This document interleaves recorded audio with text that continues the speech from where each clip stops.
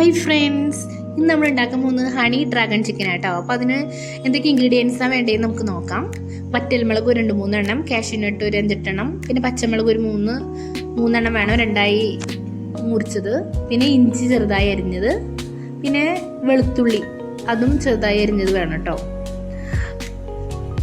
അപ്പോൾ ഇനി നമുക്ക് അതിനേക്കാളും മുന്നേ ചിക്കൻ ചെറുതായി നീളനെ അരിഞ്ഞിട്ട് കനം കുറച്ച് അരിഞ്ഞിട്ട് നമുക്ക് ഉപ്പും കുരുമുളക് പൊടിയും കൂടി മിക്സ് ചെയ്തിട്ട് മാരിനേഷൻ ചെയ്തിട്ട് ഒരു അരമണിക്കൂർ വെക്കണം കേട്ടോ. അതിന് ശേഷമാണ് നമ്മൾ സോയാ സോസ് 1 ടീസ്പൂൺ ചേർത്തു,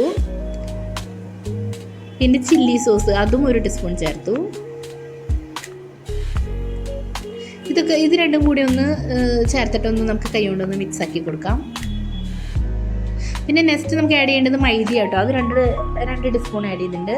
പിന്നെ കോൺഫ്ലവർ അതൊരു 2 ടേബിൾ സ്പൂൺ ആഡ് ചെയ്യുന്നുണ്ട് കേട്ടോ. ഇത് രണ്ടും കൂടി ഒന്ന് ചേർത്ത് വീണ്ടും ഒന്ന് മിക്സ് ചെയ്ത് കൊടുക്കാം.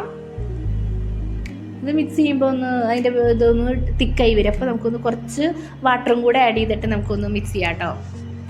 ഇനിയൊന്നുമില്ല, വേഗം ഒരു പാൻ എടുക്കുക, എന്നിട്ട് ഓയിൽ ഒഴിച്ച് ഒന്ന് ഷാലോ ഫ്രൈ ചെയ്യാം. പിന്നെ അടുത്ത പ്രൊസീജിയറാണ് കേട്ടോ. ഫസ്റ്റ് നമുക്ക് നമ്മുടെ വെളുത്തുള്ളി ഇട്ട് കൊടുക്കാം. അത് അധികം ഒന്ന് ചെറുതായിട്ടൊന്ന് സോട്ടായി മതി.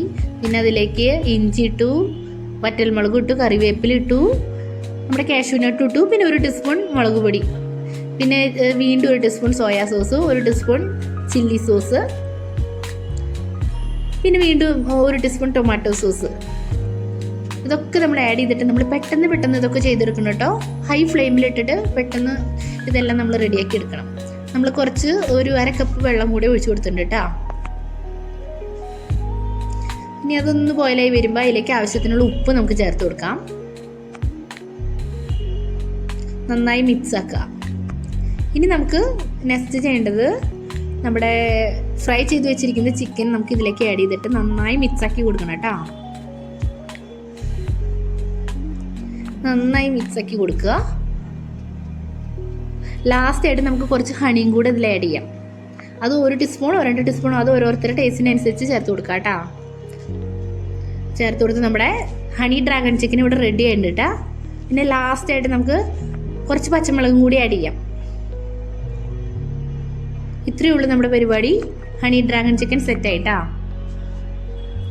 അപ്പം നിങ്ങളെല്ലാവരും ഇത് വീട്ടിൽ ട്രൈ ചെയ്ത് നോക്കണം കേട്ടോ. വളരെ സിമ്പിളായിട്ടുള്ള റെസിപ്പിയാണ്. നെക്സ്റ്റ് വീഡിയോ വരുന്നവരെ ബൈ.